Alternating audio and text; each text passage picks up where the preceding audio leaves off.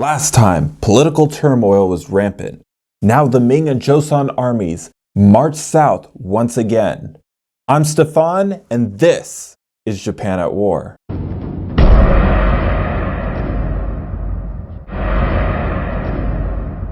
The Ming general Ma Guo and his men arrived outside of Ulsan in the later half of October. Ma Guo had an estimated 24,000 Ming soldiers with him, with about 5,000 Joseon troops under the command of Gyeongsang Army Commander Kim Eun-so. Scouts reported in that the fortress there was much more fortified than it had been in the previous assault earlier in the year. This time, the fortress was completed. Not only that, but a moat had been dug around the entire complex and water filled it. The water that filled it was from the Taewa River, expertly diverted to the moat by the Japanese engineers. They also reported that Kato Kiyomasa had 10,000 men at his command. Ma Guo had been a part of the command from the last assault on Ulsan and knew from experience that force alone wouldn't take it. So he opted to lay siege to Tosan once again. He didn't have his men assault the walls as Yang Hao had done either. He had seen the effects of the Japanese guns and was not interested in forcing his men to go through that. Instead, he sent out men into the surrounding hills to attack small squads of Japanese soldiers. I haven't been able to find any reliable casualty figures from these skirmishes, which has me to believe that they must have been so low that they really weren't worth recording. Ma Guo obviously was willing to dig in and be patient. Laying siege, after all, was something that had almost worked when Yang Hao had led the previous attacks. It was the supply lines that he determined that had done them in. Plus, attacking and failing could be incredibly harmful to his career. After all, the failure in Ulsan had cost Yang Hao his command. Ming General Dong Yiyuan didn't have the same patience of his colleague, however, and made his way to the southern coast some 150 kilometers west of Ma Guo in the final week of October. After having his men scout out the Nam River, he then approached Jinju, which was currently being held by Shimazu Yoshihiro's men. Yoshihiro was allured to the probing of the Ming scouts and gave orders that these positions were to be abandoned. However, the Ming had shown up much earlier than the Japanese had thought, and fighting ensued. Shimazu Yoshihiro retreated and was now on his way to Sacheon Fortress. Dong Yiyuan was close behind him and assaulted Sacheon town, where 500 Japanese soldiers were currently evacuating, as they had no chance against the Ming and Joseon's approximate 30,000 man force. 80 of these men would be caught by the Ming and killed right on the spot. However, the rest were able to join up with Yoshihiro inside the fortress. There's actually different Japanese manpower figures given by different period sources. The lowest number suggests 1,000, with the highest being 10,000. I would say, though, that there was at least 6,000 men under Shimazu Yoshihiro's command, the max being just under 8,000.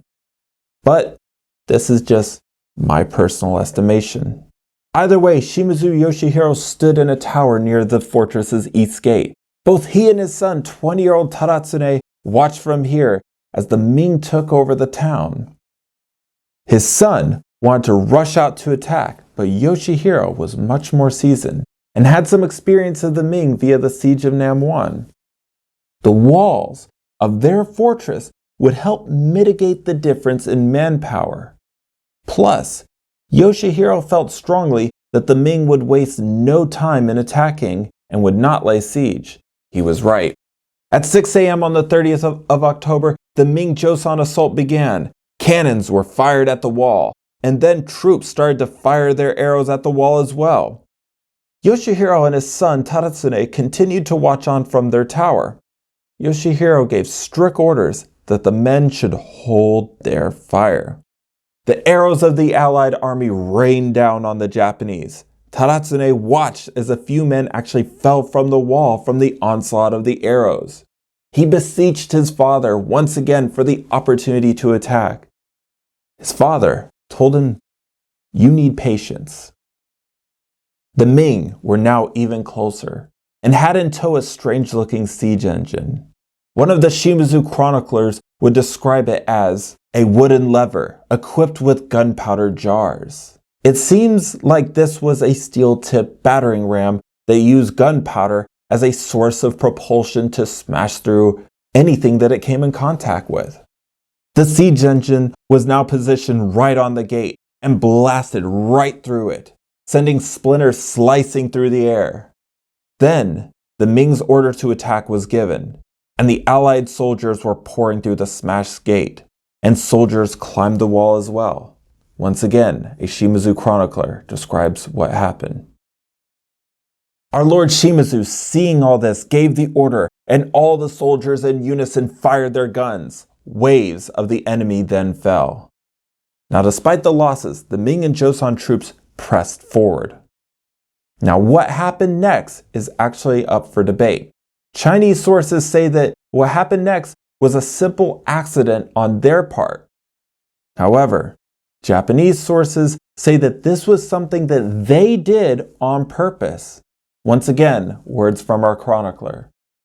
We noticed the jars of gunpowder around the siege engine and threw fire at them. Many of these jars were scattered amongst the enemy ranks. The flame jumped from one jar to another, and then came a thunderous noise. The sound terrified all our enemies. The men near the siege engine and these jars of gunpowder were killed instantly, and their bodies sent flying through the air and right into their comrades. Shimazu Yoshihiro then gave the order to attack and led his men into a charge into the confused ranks of the Ming and Joseon troops. Many of these men were cut down as they retreated, but were able to reorganize on a nearby hill, and using their superior numbers were able to start taking the fight back to the Japanese.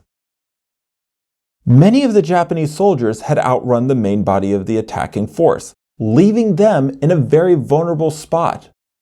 Lucky for them, though, the Ming were actually still reorganizing themselves. But this wouldn't last, and some of these soldiers were starting to be shot down with Ming arrows. A samurai named Terayama Hisakane quickly made a suggestion so that the Japanese would not lose their momentum. Without a doubt, the rear of the enemy is full of low-ranking soldiers and servants. If we loose our arrows and fire our matchlocks into them, it will unsettle them. The front ranks of the enemies will then not be able to attack. The Japanese did just that, and soon the baggage carriers and servants were being hit by a mixture of arrow and matchlock balls. Not having the same discipline as the other soldiers had, this caused chaos to ensue in the ranks of the Ming. The Shimazu then attacked once again. The trail of bodies went all the way from the fortress to Jinju. According to the Sanjo Silic, between 7,000 to 8,000 Ming soldiers died. Now, I haven't been able to find anything on the deaths of the Koreans or the Japanese side, though.